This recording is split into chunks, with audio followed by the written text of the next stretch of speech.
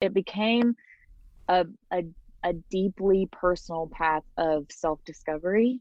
And it did start before my divorce and then kind of culminated with the strength it took to push through that. That was just God given. Like, that wasn't me. That was a season that our relationship had to endure, and I would do it again with all its grief and like mess, because I know now the other side. 1, 2, 3, breathe. This is Unconditioning, Discovering the Voice Within, with Whitney Ann Jenkins.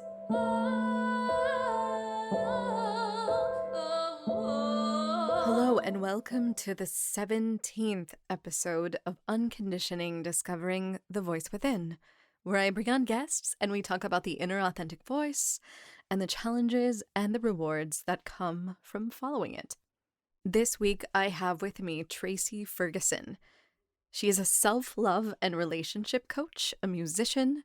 I'm not talking about just singing in your bedroom, strumming on your guitar musician. I'm talking about opening for Kenny Chesney musician. She's also a mama, and she also happens to be one of my dearest and oldest, not in age, but in the length of time that we've been friends.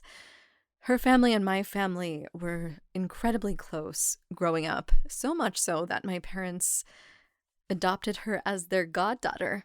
Traci's sister Kristen would babysit me and my sister, and Traci's brother Jason, who passed away a little over a year ago now, was a really big influence on my life.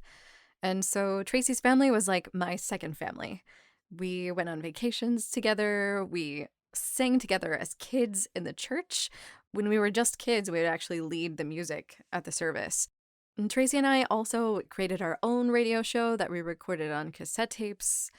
And so it just seemed very natural to do this podcast. It's like we're fulfilling some kind of creative playfulness that we had as kids, as adults.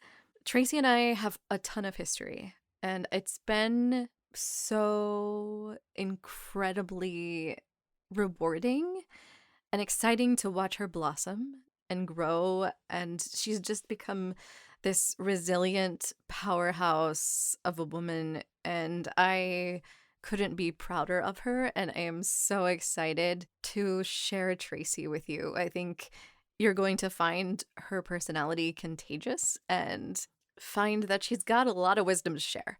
So, all right, that's enough of this from me. Let's get to it. Hello. Hello. I'm still in my robe. I just worked out. I'm in my closet. It's been a weird morning. That's okay. I couldn't sleep last night. I was so excited about this because I was like, this is like back in the day when we were doing Tricky Lake and I we're know, just right? having a good time. Like, there's no pressure. No, there's none at all. And I actually, I didn't sleep good last night either. And so after Johnny left for work, I was just laying in bed and I was finishing the podcast that you and Jada did, which was like also the coolest thing, because I realized that, well, I remembered, I should say, that like when you guys moved away, she was like still like so young. Yeah. And so I just had this like big full circle moment where I was like, wow, she is like a woman. And like I've known that. It's like, but she's amazing. And it was just, that was such a cool, like, I love the way that you guys approached that. And it was just brought me so much joy to listen to that. Yeah, like even trying to like think about this interview, I was like, wow, like Traci and I have so much history, like, Yeah. but there's still so much that I don't know. There's still That's so much fair. like, to dig into, you know? Yeah. So yeah, no pressure, just we're gonna let it roll organically, Okay. you know? So I don't want to really be like, hey Traci, tell me everything that you do, because Right. that's not. Not the point. No, I'm more interested in getting and digging into how you got to where you are. And so the first question that I ask people is, when did you first know that you had an inner voice of your own? Yeah, I've been thinking about how to answer this question. Okay, so that was it. We're starting. I'm ready. Yeah, ask me again. Like Jada kept saying, wait, just ask me again and I'll say something new. I was laughing out loud, like, that's so not the point. It was like, oh no, ask me again. I'll do a different thing. Okay, I'm ready. Yeah, so I know your family pretty well, and I know the environment that you grew up in. Mhm. And so when was the first time that you had a moment to realize that this voice inside of you was your own and it wasn't influenced by your siblings or your parents or Pritchard or Mhm. the church or anything? It was just truly you. It's hard to say simply because I, I really have been thinking about this and thinking about my childhood and sort of the way that I grew up. And the truth of it is really that I had, like, for all intents and purposes, a very charmed childhood. And the other inherent truth is that I've, come to learn about myself as an adult is that I've just always had this, and I think we all come really hardwired with this, but I've always had this hardwired thing to just want to do good. And, and I'm sure we'll get into that because that comes back to this sort of longing for the divine ever since I was like little. Right. But I learned very early on, love was given and received very freely in my home. But I learned very quickly that the grown-ups in my life were very, very pleased when I did well and I succeeded.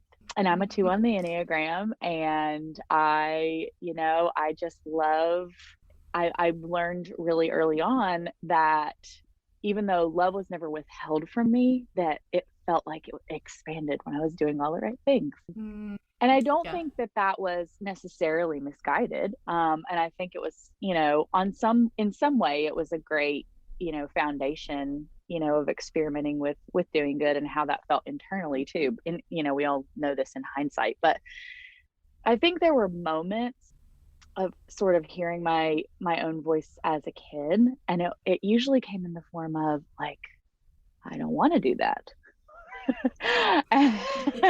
But then would quickly become like, but we're gonna do that anyway.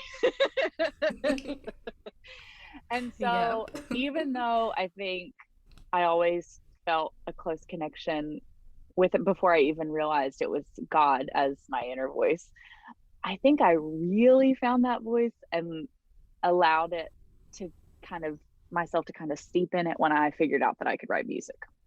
Yeah. Yeah. Yeah. So I remember when you first found your singing voice because I was there with you. Hmm. And You were. I was I was there with you. And I feel like that was almost an escape for you in some ways to access that truth of yourself. Mhm. And so do you remember what it felt like when that clicked for you? Yeah, I do. And it was all sort of in the same year. So that was when you and I were kind of jumping in with both feet to like all the music, and your family kind of got me singing and got me acting and exploring all these wonderful things that I hadn't really been given just an opportunity to consider, quite frankly, because no one in my immediate family is musical or in the arts in any capacity. So you guys were my first window into that world, you and your beautiful family. Oh boy. And this is a sidebar, but I used to love having dinner at your house because you're allowed to sing at the table and you weren't allowed to sing at the table, which is like Oh wow. so funny. I'm pretty sure we sang in three-part harmony with my mom going to the chapel. And Yeah. that's interesting because I have a completely different perspective of that time because of I was in it. Right. But this is not about me. So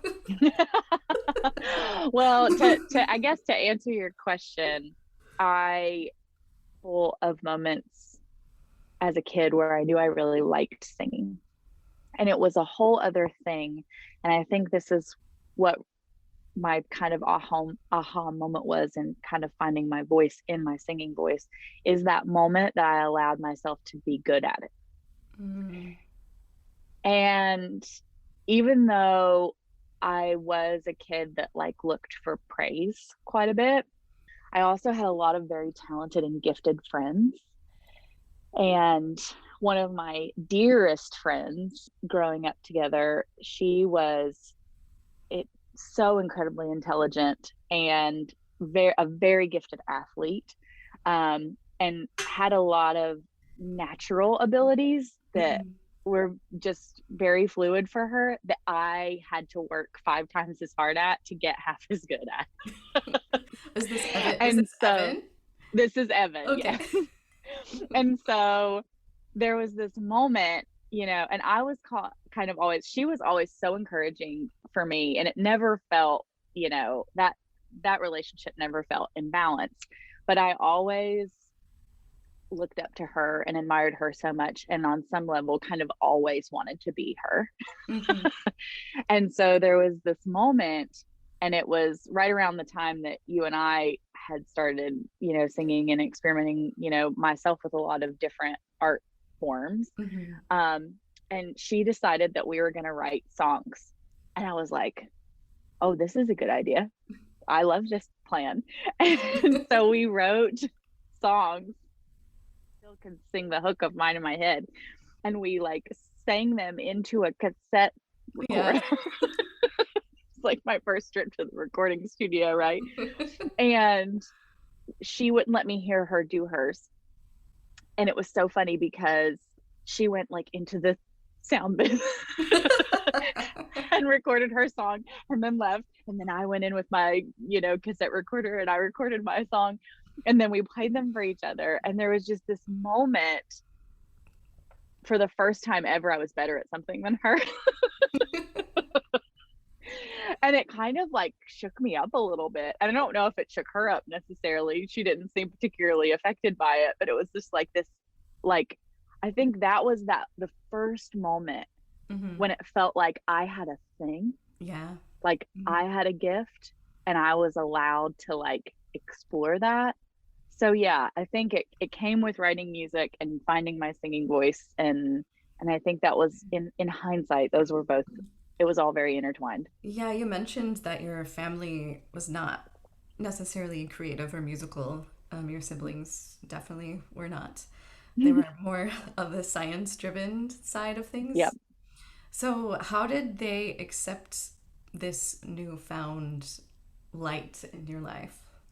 So I am the baby by a mile in my family.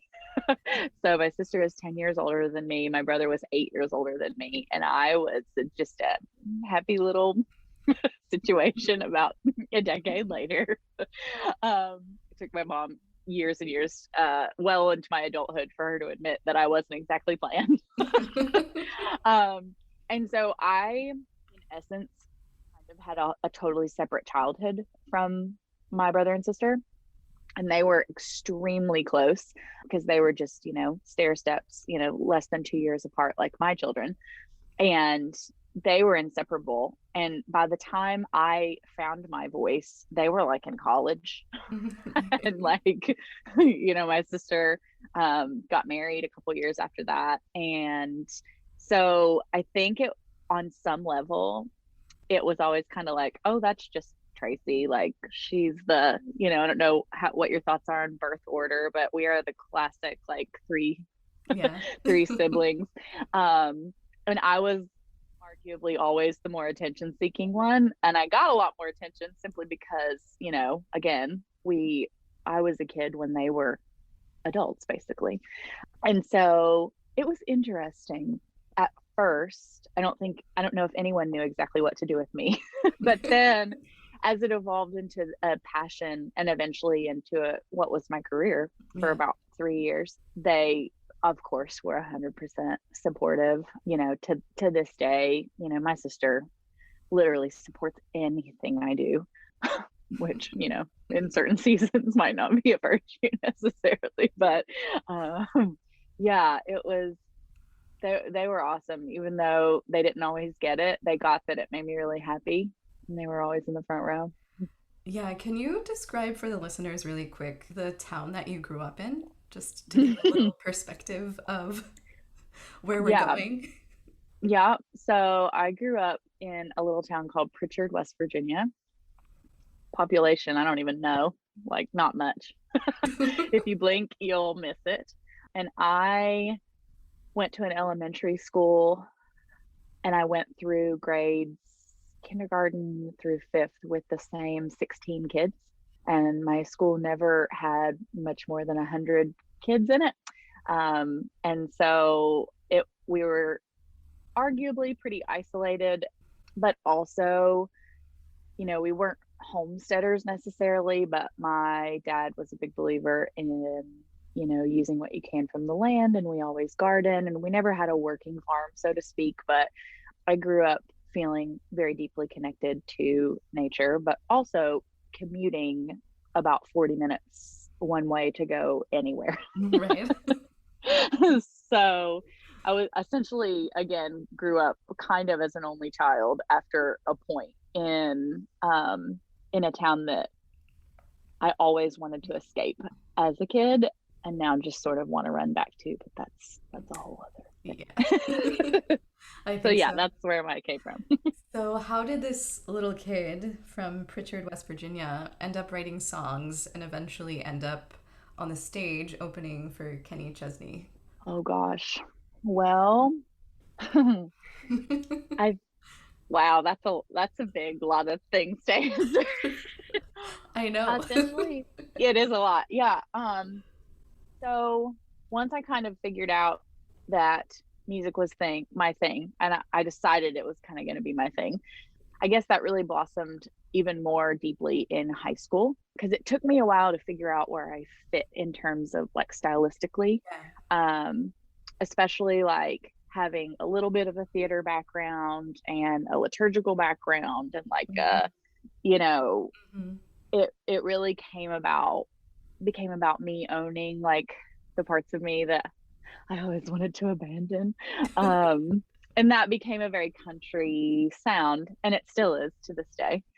And so when I got my first guitar when I was 14, then I started writing songs really regularly. And then I found like a different voice, a writer's voice is a little bit Right. different, and something, that we're always cultivating, and is always, if I think if it's an authentic writer's voice, it's always evolving, right? Well, Um, yeah, as we grow as people, then our art grows with us, I believe.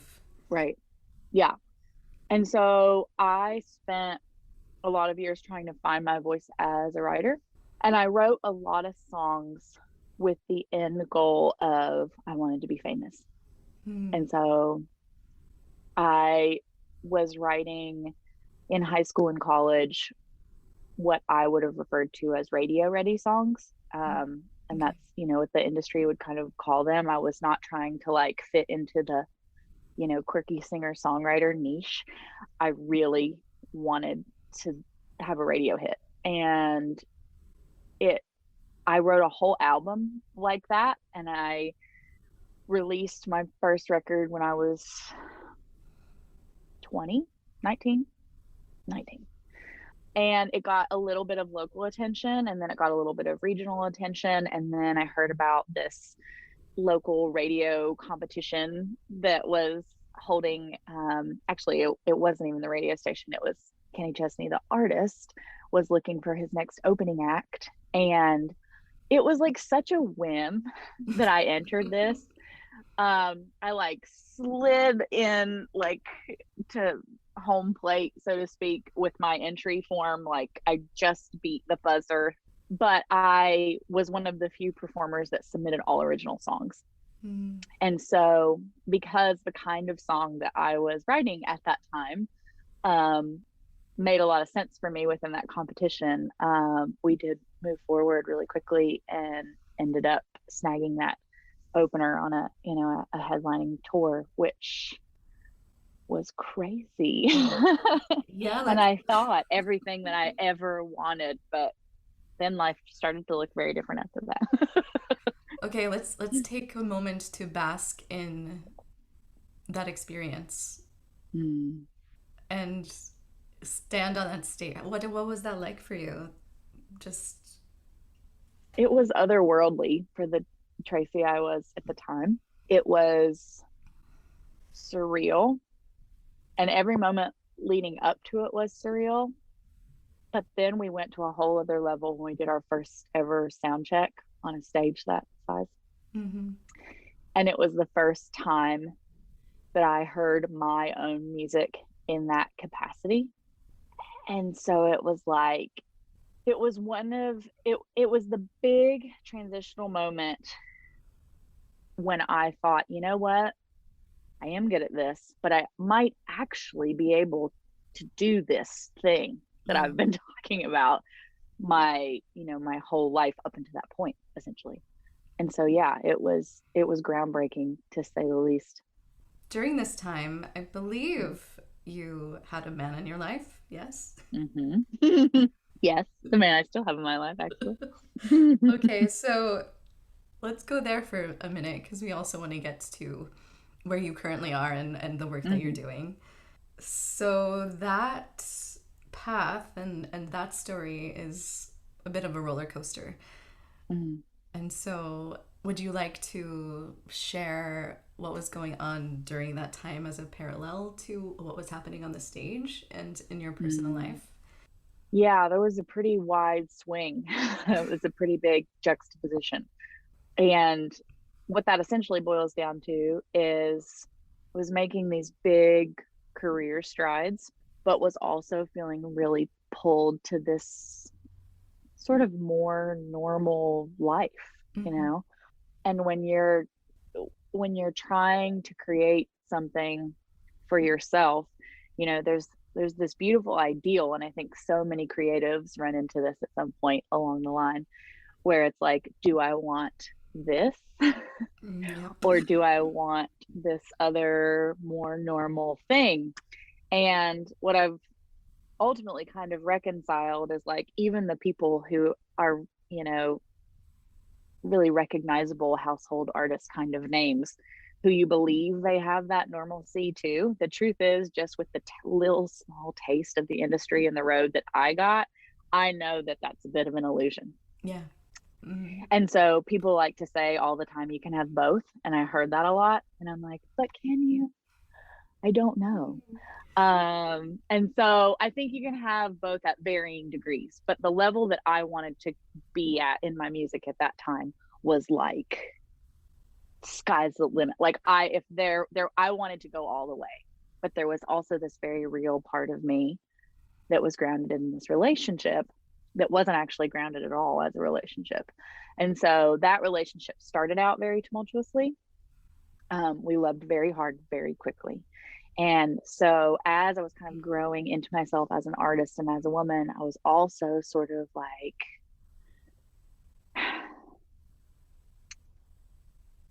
combating that a little bit Yeah. by getting into this relationship that was somehow aligned, but like not meeting a lot of needs and creating some chaos in that part of Yeah. my life. Would you say that there was maybe a fear surrounding pursuing the career at like high speed? Do you feel? In hindsight, probably. And I think there was a lot of fear around that for him, Mm-hmm. because at that point, like that, in that 1 year, so many things happened so quickly. And I mean, I think we played like 40 shows that year. Um, and that the Poets and Pirates tour opened so many doors for us, like locally and regionally, that it was like, it was constant. I mean, and I think there was a little apprehension there. And I think part of that was maybe potentially losing that relationship or growing out of that relationship. But I think part of it was also just like, holy crap, I don't even know if I know who I am. And there's like a lot of people telling me how I should do this. And Yeah. like, I don't know if I even like these songs that I'm writing. Like Mm-hmm. that started kind of rearing its head at that point too. And so, yeah, there was like a Yeah. lot of probably anxiety all wrapped up in those years, Yeah. as much as Uh-huh. it was fun. Like a fear of losing your authenticity either way. Yeah. Yeah. I wouldn't have been able to even put language around that then, but Mhm. that's exactly what it was. Yes. Yeah. Okay. So from that point, From the point of this, I feel like there was kind of maybe an intersection and you decided to go this way instead Yeah. of that way. Do you remember, was there a defining moment? There was a defining season. I don't know that there was one defining moment, but I remember a conversation that Johnny and I had in his garage when I was about 22. And it was kind of like, I want to move to Nashville, and that's what I want to do. And it was made very clear to me that our relationship would not continue if I did. And it was not an ultimatum, like at all. Yeah. Like it was just a very raw conversation. And at that point, rather than stepping back all the way, I just decided that I wasn't going to move to Nashville, that I was going to build a loyal fan base, you know, in our region of Appalachia, which is like very doable. Yeah. Especially with the trajectory kind of that I was on. And I just decided that, you know what, I'm going to continue to pursue this. But, you know, what kind of happened is, even though I was really enjoying those shows, it still just felt fragmented after Yeah. that, Mm-hmm. because it was like, I don't want to be a household name in Appalachia. Like, I don't want to be like the biggest fish in Huntington. Like, and I mean, to be fair, I was like for a while. Yeah. And that's fun, but that's not, to me, first of all, I mean, being a gigging musician at that level, as you well know, is not a glamorous, lucrative thing. Right. You know, you work really hard every weekend to make, you know, a livable wage. And it's so fun and you have a blast, but it just, I couldn't see that for myself long term. Yeah, there's a So I ceiling, think a ceiling to that. there is kind Yeah. of, and or at least there was then, you know. Now this was well before like digital had Right. Yeah. totally blown up. This is well before we were streaming, and you know, there weren't as many like YouTube artists and self-produced artists. You know, people were still breaking into the industry at that point. But yeah, there was definitely a pullback in that season of like, and then there was also the element of my dad, who's my biggest fan and the greatest man I've ever known, was pushing really hard for me to to continue down this path of like being super famous, like Yeah. ultra awesome Traci. And that was just like a fun season in and of itself, because I hadn't gotten that support from my dad up until that point. But once he saw that, okay, well, she's going to do this, so now we're going to do it all the way, because that's what we do Yeah. in this family. So yeah, that was a long answer to that question. I don't know that there was one defining moment, but there was definitely a season where I continued to feel more fragmented. And I remember the summer that I thought, I don't know if I want to do this anymore, and kind of pulling back from local fairs and festivals and my normal thing. Okay. And so then where did you go from there? Because I think you dove in pretty deeply into working with the church. Was that something to maybe replace where you were going, or I don't know what that was. I mean, I know now that it was just God's provision, because so I played music in the church beginning, you know, well, I mean, you and I were singing there I know we were like as what, like 11? children. I don't know. Yeah. But I took on a leadership role and a music ministry role, like a paid position, when I was 17. And that was all happening simultaneously. So I would like, you know, play in church and in bars all weekend, every weekend, from about age 18 to 23.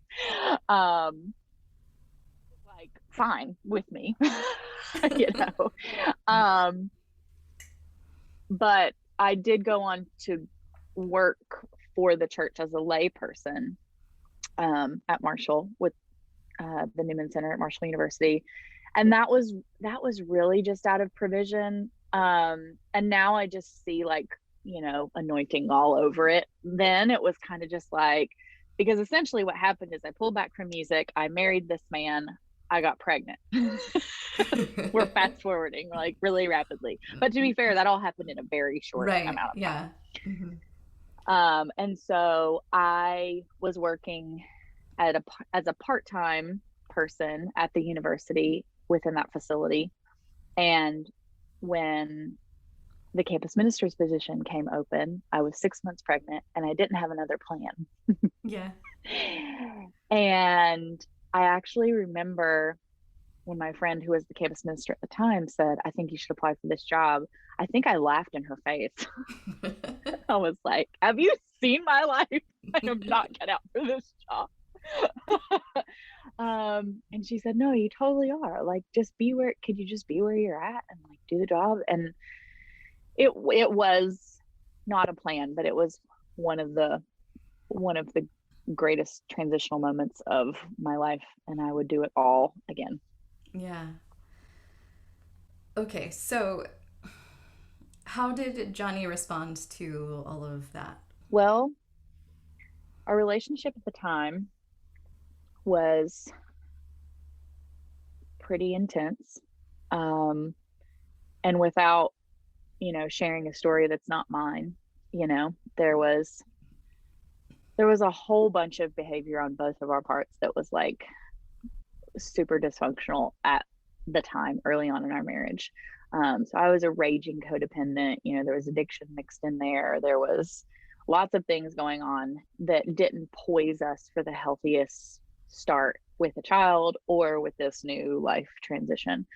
But he kind of like me, even in our chaos, there was this willingness to surrender to like the moment, because our life, good, bad, or otherwise, that time in our life, in it all its chaos, chaos has this way of like forcing you into the present.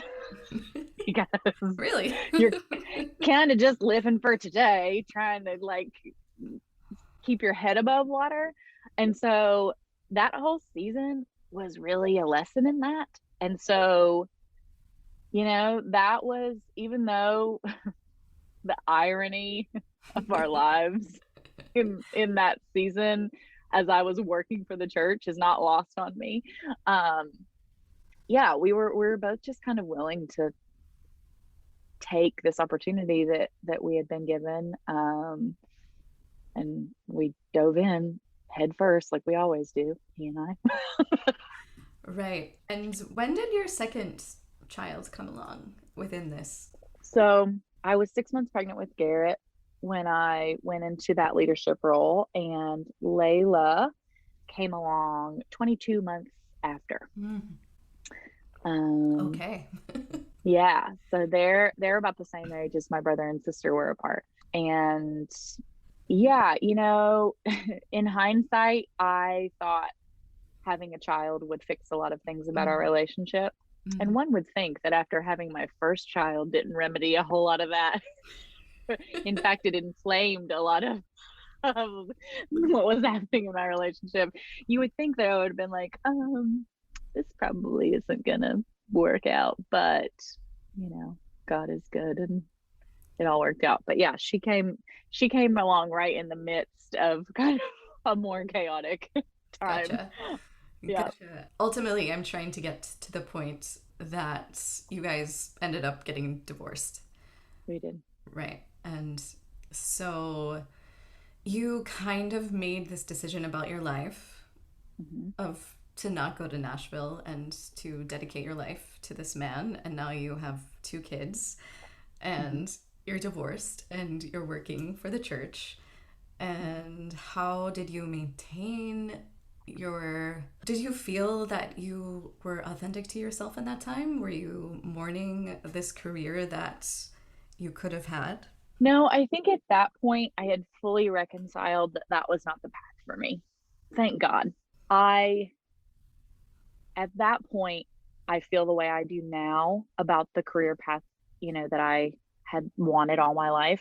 I have no desire to to be a household name, just like zero. I have no desire to lose my voice in that process. Mm-hmm. I have no desire to live that lifestyle.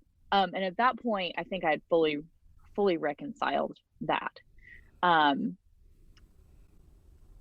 the easiest answer to the authenticity question is, um, those were easily some of the most authentic years of my life, even in all their, you know, Right. Yeah. insanity. Um, and that's one of the reasons why I say, it was just God's provision that I stepped into that role. I was blessed with such an incredible community of people and students, and I was really not far off in age from many of them. Some of my seniors, when I first started, we only had a 5 or 6 year age difference from Jump Street. I'm ultimately, I was in the position for 10 years, so that gap got a little wider, as new freshmen would come in. But those first few years, with what I call, they were sort of like my first generation. So the students that came in with me that first year as freshmen and then graduated, 4 or 6 years later, that community was so unique. And those people that came into my life at that moment, we became so close. And how I maintained an authority, position and got so close to these particularly young women. But I still don't know how that was possible. That was just God's grace. But it became such a supportive community where I actually just lived it very authentically. Now, obviously, they didn't know the details of my relationship, but like during my divorce, I was very open about that. You know, these young women and these young 20 somethings, who I was such a mess at 20 something. They would like swoop into my life, as babysitters and study buddies. And because I was working on a degree at the time, because we're not. And we really kind of grew up together. Right. Yeah. And it gave me an opportunity to just kind of let it be what it was. Yeah, it seems like as you were learning, you were also teaching, Yeah. which seems like the path that got you to where you are now with Yep. your coaching stuff, which I want to get to. So you gotta let us know how you got there because. Well, I mean, you literally said it. I was learning while I was teaching. And I tell you what, if life isn't a great teacher, man, just like really is. And I think, we hear about this in so many different versions of love and spirituality, but like this idea of being a wounded healer, right? Yeah. And that we are all, evolving and, being made more perfect as we, do this hard stuff in life. And I didn't know it then, but I really was learning a set of skills and tools and spiritual disciplines and coping strategies and things that were really going to go on to support my clients and what I ultimately do now, which is relationship coaching. But in those years, of my marriage, and then immediately after the end of my marriage, it was the first time in my life that I had just let myself breathe for like a second, was after my divorce. And it was grief, and it was tremendous. And it, to anybody who's gone through a divorce, it's like, and everybody's looks different, but I can only equate it to like, it felt like someone had died, but then I had to see him. And it was a very strange time, a very, needless to say, emotional time. But what I had learned leading up to that moment that my marriage ended really set me up for success going forward, because for the first time ever, I was like, oh, like, what do I even need? Yeah. Like, how did I contribute to getting here? Because it's very easy to blame and feel resentment and all these things. But for the first time ever in my life, I was like remarkably self-aware. Mm-hmm. Yeah, you were no longer trying to please everyone else, but more yourself for the first time. And really asking myself like even deeper questions, like, because with the questions of like, who am I, what do I need, and what do I want, it then became like, how does God see me? Like, how do I live a life that feels in alignment and pleasing to God in a way that's different, maybe from what I've adhered to or what I've, stuck within the lines of, my whole life. And it became a, a, a deeply personal path of self discovery. Mm-hmm. And it did start before my divorce and then kind of culminated with the strength it took to push through that. That was just God given. Like, that wasn't me. That was a season that our relationship had to endure, and I would do it again with all its grief and like mess, because I know now the other side. But yeah, it was man, I'm rambling. No, It's just yeah, you it was a found weird time. self-love. You found self-love for the first time in a non-trendy way, in like the real, Yes. tangible, I'm transforming my life. Like, it's Hmm. important for me Yep. to put myself first to be able to be there for others. Kind of. Yes. How did you go from that into coaching other people into recognizing that need in themselves? Well, ultimately, what happened after my divorce is he went very, very deeply into himself, and I went very deeply into myself. And while we parted ways, we were both on this journey of finding God and finding who we are in that, and figuring out, really who we were. And like you said, it became about self love in a very, for the first time, in like a non trendy way. And what I realized is that, you know, we are told from the moment we get here all the things that are going to make us happy and that we're supposed to do. And what I started to realize was there were women in my life who were talking to me who felt just like I did, even though they had never experienced like addiction in their marriage, even though, maybe they didn't have children. They were telling this same like resentful story about like relationships that didn't work and their needs that weren't met. And I, instead of being like, oh, how can we have better relationships, it became this dialogue with myself of like, what is the common denominator here?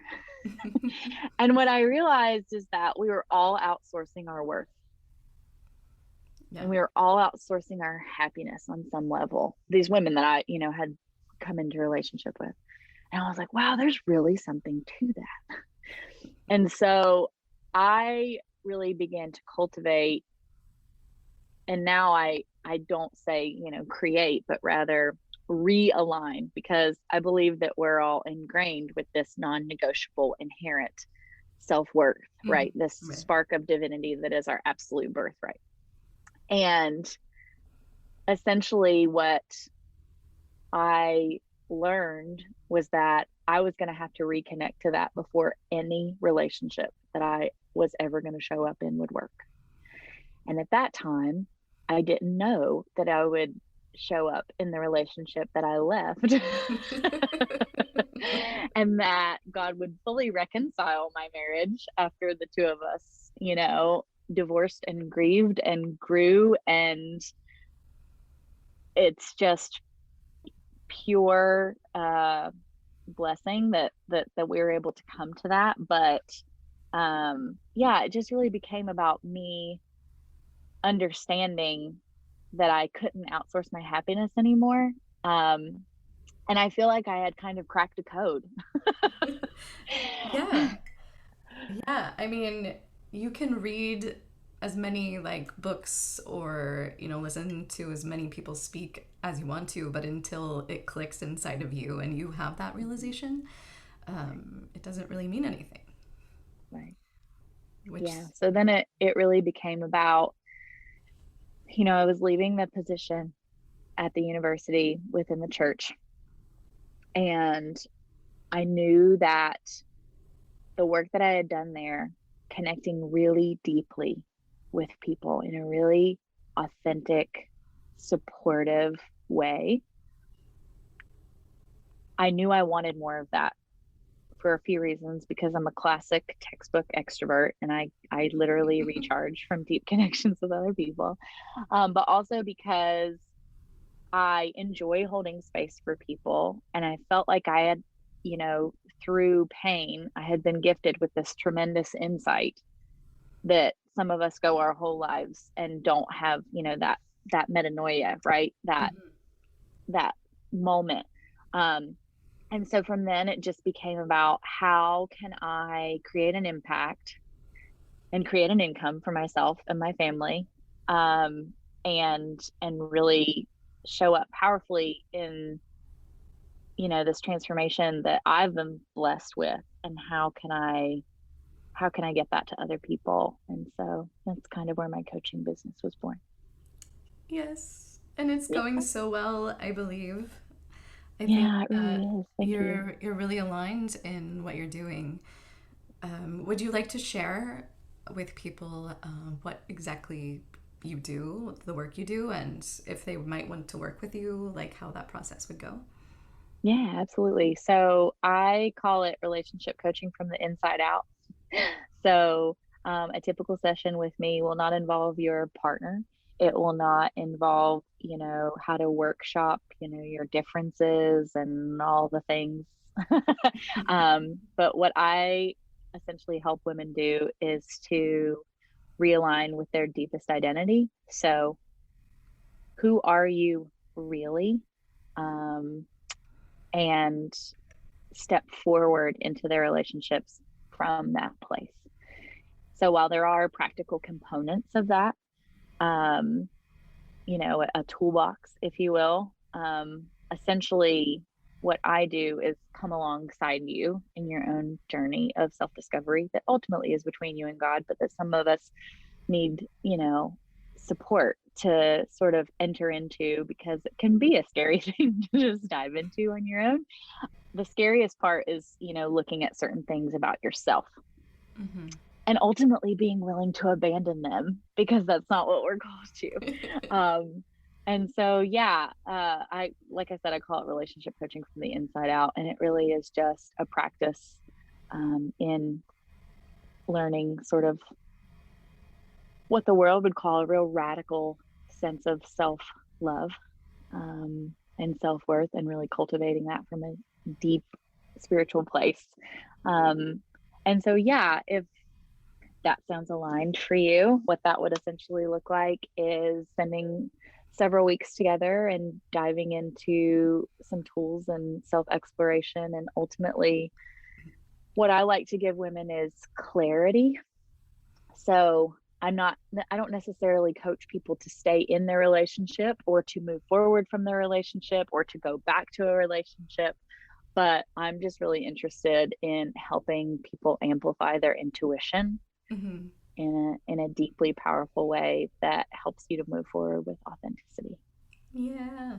So since discovering this, how has your relationship changed with your partner? Oh gosh, it's so good. I'll probably get emotional. I am living in a relationship now that I could not have conceived of, even at the greatest points of my relationship in its sweet, sexy, exciting beginning. And what I mean by that is, when we're falling in love, it's really easy to conjure up these ideals of like what forever looks like with someone. And whatever my forever looked like 15 years ago pales in comparison to what my reality looks like now. And it really was just about each of us opening the door to God so that we could open the door to each other. Mm-hmm. And the transformations that we have been gifted just in the last few years with each other have just been so incredible. And I feel so privileged. And I feel very cliche in saying that I would do it all over again. And I don't use that lightly because, I've delivered 2 children, one completely natural, and I would do that all over again. And that's them's are big words. Yeah. But I truly mean that with the sincerest of hearts. I believe that, could God have kept us from the pain and still gotten to this place? Absolutely. But is it what was required for this life? It was. And knowing that, I would relive every moment because it is truly a privilege that I can't describe to wake up beside him. Mm-hmm. And I never could have even convinced myself of that at certain points in our relationship. So it's miraculous. That's the one word answer. Oh, it's so good. I love him so much. It's so good. And so you have 2 children, and they were very young when all of this began. Yeah. Have you noticed a transformation in them since you guys have made the transformation? And how are you approaching raising your children with this newfound kind of connection and realignment with your authenticity? That's a great question. Yeah. Radical transformations in my children, particularly in my oldest, my son, who was so deeply longing for that man in his life. And I think we all long for that, it just shows up in different ways. But because of his little personality and his gifts and his stubbornness that he comes by very honestly, he in particular has really transformed, but both of them have just sort of blossomed because I think we've been able to create something that feels so incredibly safe for them.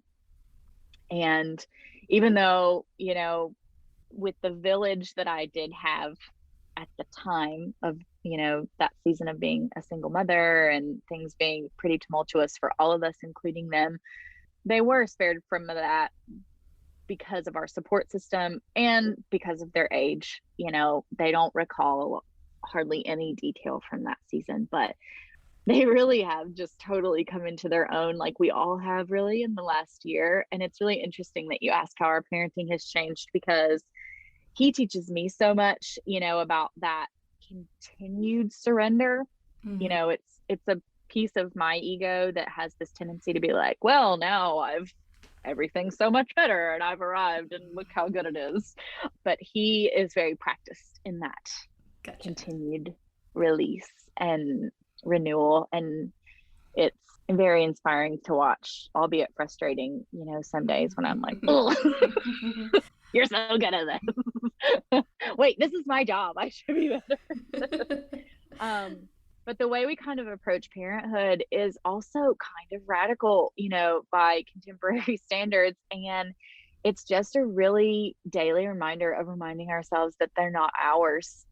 Like our children are their own, and they are God's, and we don't possess them, and we can guide them. And it's our job to be, I think it's our role to be stewards of them and to, help create opportunities for growth and connection and things like that. But really just at the end of the day, surrendering them too. And that's a muscle I'm still flexing and trying to build stamina. Yeah, that's hard. I've gotten pretty practiced at releasing control in some areas of my life, and it's still, sort of one of my crosses that I have to surrender that. So I don't think things happen accidentally in this life. And this past year has been challenging in many ways, but for your family in particular. And if you don't want to talk about this, we don't have to. But I feel like all of this transformation that you've gone to really prepared you for losing your brother and being able to go Mhm. through that process. How have you been able to handle that? If if I hadn't been as tapped in to the source as I have been, I can't imagine having come up against it because everything that I thought I knew about grief up until that point shifted. And at the end of the day, I'm just overwhelmed with gratitude because I'm not sure had I lost him, had we lost him, was certainly not the only one. Had we lost him in any other season, I know that my heart wouldn't have received that the way that it did. And it's a testimony to the miraculous and to God's grace that despite everything that happened in the last year to my family, somehow it was still one of the greatest years of my life. And there have been moments when darkness will try to speak into that and be like, you're not allowed to feel that way. Yeah. Mm-hmm. That's not true. It wasn't one of the greatest years of your life, but it was. It just was. And, you know, even though part of my family, I don't even want to say was taken from me, it was just temporarily hidden Yeah. in some way. Um, Another branch of my family was fully restored in a way that is continuing daily to bear more fruit than I could have ever imagined. Yeah. And it's when you have an understanding of God like I do, and I can only say this from my experience, without without me feeling God's love and having tapped into that divinity in my own life, I can't imagine having a relationship severed like that. Yeah. Mm-hmm. I just can't conceive of it because it's so heartbreaking for those among us who believe that it ends here. Mm-hmm. That I can How can you go on living after Right. that? Yeah. And so, like anything else in my life, I can see where my heart was being prepared, and I can see that reunion, Yeah. and it's Mm-hmm. magical, and I can see him now in my human capacity to see that, which I Yeah. know pales even in comparison to the reality of that. So once again, and this is a theme in my life, out of the greatest tragedy comes the greatest growth and transcendence and just remarkable beauty. Yeah. That duality of this existence for sure. Right. Oh, yeah. Oh, but you're so strong. Oh my God. And I'm so proud of you. Like, Thank you.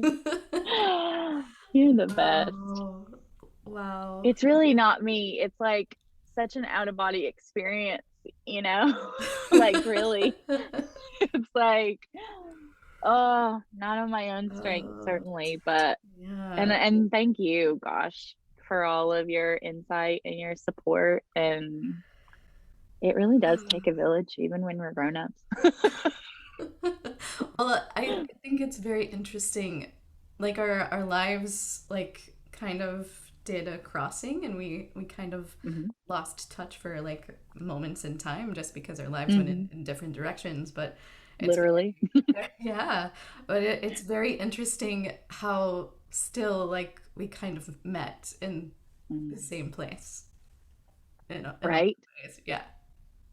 Yeah, it's So beautiful. that's no accident either. No way. No way. So I know you have kids to get to and life. So They're just like, mommy's in the closet and we get to watch TV on a school day, and that's weird. oh, so to wrap up, I have a question that I ask. Mhm. If your inner voice had a billboard, what would it say to the world? If my inner voice had a billboard, it would say, you are so much more loved than you can even imagine. Mhm.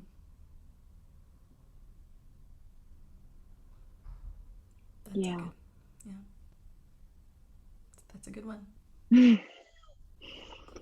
You are so incredibly precious, despite of anything that's ever happened to you or could happen to you, or who you believe that you are, or your trauma or your pain.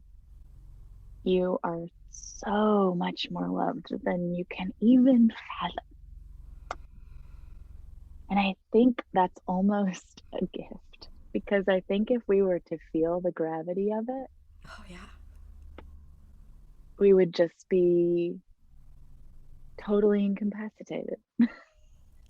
Well, I feel like we do feel the gravity of it in a way just from being in these bodies, and Hmm. living in this world that we're living in. Yeah. It's constant reminder every day. You have to wake up and decide. Yep. All right. Totally. If people would like to find you and your work, to connect with Hmm. you and your coaching, where can they find you? So I hang out on Instagram a lot at Traci Ferguson Coaching. And I have a YouTube channel linked there that gives you a pretty good little teaser of what I'm all about. I'm hoping to become more active on that platform in the coming months, but we'll see if it's aligned, because every time I talk about it, it just doesn't come to fruition, and I've learned to trust that. So, um, yeah, catch me over there. All right. Thank you so much. Oh my gosh, thank you. This is such a pleasure. You're the best. Thank you so much for joining me this week. If you're listening and you like what you hear, please consider subscribing and rating this podcast, as it really helps get this podcast out to other people who might be interested in hearing it but don't know about it yet. And also, if you'd like to contact me or reach me, you can reach me at unconditioningpodcast@gmail.com or unconditioningpodcast on Instagram. Thank you so much. And until next time, stay tuned in to you.